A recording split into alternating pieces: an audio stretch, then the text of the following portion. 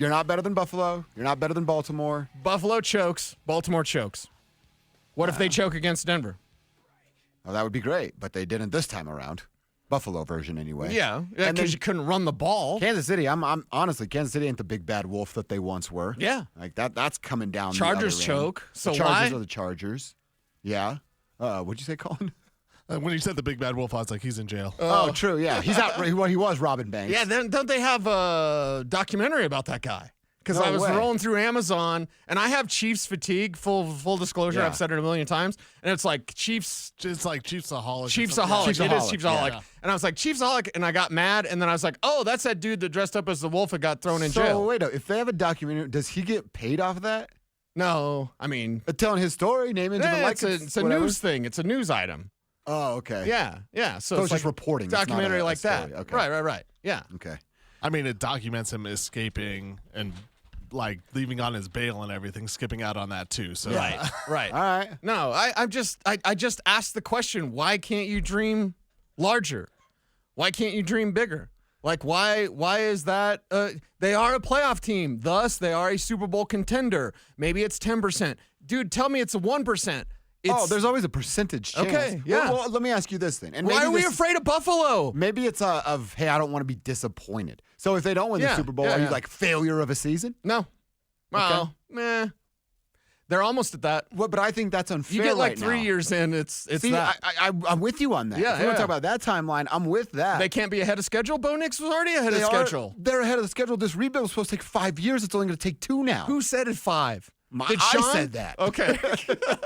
But did Sean Payton at his opening press conference be like, hey, talk to me in 5 years? Of course not. I got to get rid of this Russell Wilson slappy and then 4 years or whatever. Like, they're already ahead of schedule. Why can't – it's magical thinking.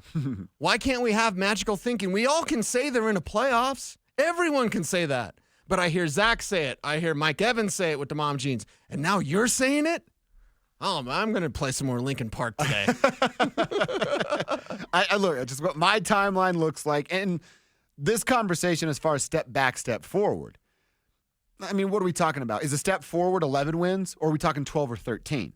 Is a step backwards 9 wins, or are we talking 6 or 7, right? Like a step forward, okay, you want to get technical, they win 11, they've taken a step forward. You want to get technical, they win 9, they've taken a step back. But would it really feel like that? So when I ask you this question about step forward, step backward, I'm talking 13 wins to 7, right?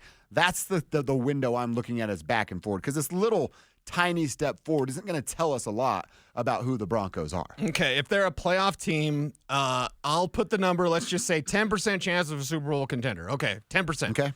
If they get the draft right, if they get Ashton Genty, if they got Tyler Warren, like all of a sudden that 10% is 20, 25%.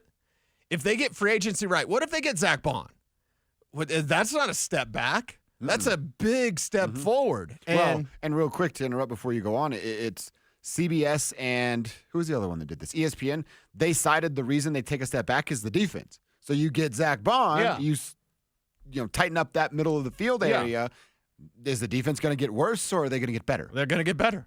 They're going to get a lot better. And when your offense can do something, your defense will automatically get better. They go hand in hand. That's why my dream scenario is a running back and a linebacker, because they go hand in hand. Your running back's going to help out your linebacker. Your linebacker is going to shorten the game because he's going to stuff the run. You can't lengthen things. Now you give it back to the running back that you can't stop. That means great things for your defense. So even if you have less sacks, because spoiler alert, they're going to have less sacks this year. Yeah. Your defense can be better. So, and the percentage is 10% now. With the right draft, it might be 20%. With the right free agency, which is first, man, if they get Zach Bond, you're not going to be able to shut me up on this Super Bowl thing, man, because it's right there for the draft with the what you need is defensive tackle, running back, and tight end. And what this class has is a zillion running backs, tight ends, and defensive tackles. When it comes to, well, again, in the step back, step forward. All right, it's still a third-place schedule. They finished third place in their division. Right. So it's you and I don't harp on that because they don't get to pick who they play. Sure, their performance is based upon that, but they won 10 games, and they're still in a third-place schedule. So that's actually an advantage in my mind. You've shown that you're a good team, and you're still going to get a favorable schedule. I don't know why anybody would knock them for that. But with that favorable schedule in mind, you get Kansas City and Los Angeles twice. There's 4 tough games. We can admit that. Even with Kansas City coming back down to earth a little bit. You have Houston, you have Philly, and you have the Commanders this year. Houston, you want to throw them away? Maybe. I'm down for that too. But Philly and Washington, that's not going to be a gimme. So we're talking about, 1, 2, 3, 4, 5, 6, possibly 7 if you threw Houston into it. 7 games where you go, that's a real deal. That's not just some chump gimme kind of football game. Yeah. 7 of those already right there. So it's I'm going to look at their schedule, and we know who they're playing already, just don't know times and the dates of them. Yeah. They should be another 10-win type of football team.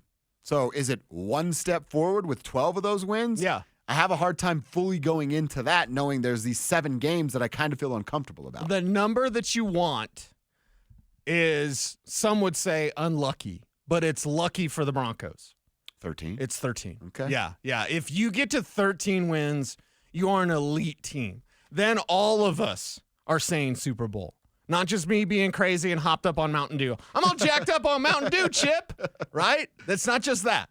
It is actual reality if you can get to 13. So when the schedule comes out, is that a possibility? Because 10, they're getting 10. You've mentioned 11. If you want to bump that up to 12, that's great. 12 gets you on the border of that. Heck yeah, it does. 12 gets you on knocking on the door. But if you win 13, if you're 13-4, you're the NFL's elite. And not fake like Minnesota was with Sam Darnold. You're the NFL elite because you got the real deal in Bo Nix. Well, there are 5 teams that had 13 or more wins. Minnesota is one at 14-13, and then Buffalo is right at 13 wins. But it's Buffalo, it is Philly, it's Detroit, Minnesota, and that's it. Okay, so those 4 teams. Mm-hmm. Wouldn't you say those 4 teams are the elite in the NFL? 13's the number. Yeah. 13's the number you want to get to. 12 is fine. 12 means you're knocking on the door. 12 means you're really good. That's where I have to give you a little bit of pushback. And we're living in Broncos country. But you're ready to put the Broncos on that same pedestal where Buffalo, Philly, and Kansas City live? Tell me about AFC teams. Let's stay within the conference. Buffalo, Kansas City, and Baltimore. Although Baltimore didn't get to 13.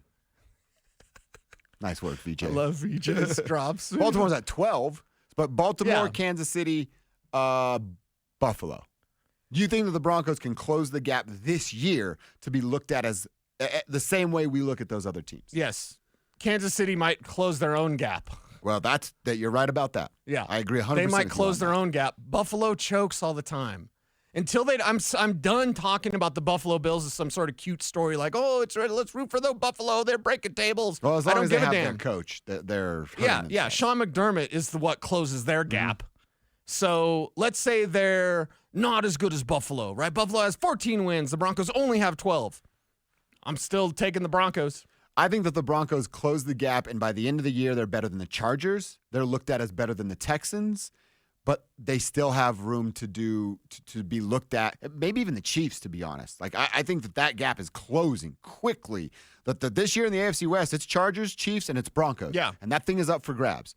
But I don't know that they're in this second year of Bo are going to close the gap to Cincinnati, who we didn't even talk about, or not Cincinnati, excuse me, Baltimore, Buffalo.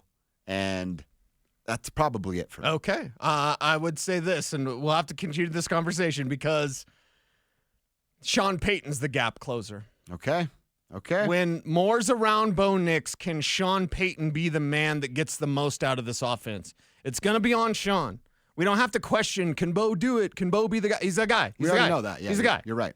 Sean Payton, can you be better than ever before? Now I'm even more nervous. Let's check our X. What's going on our Twitter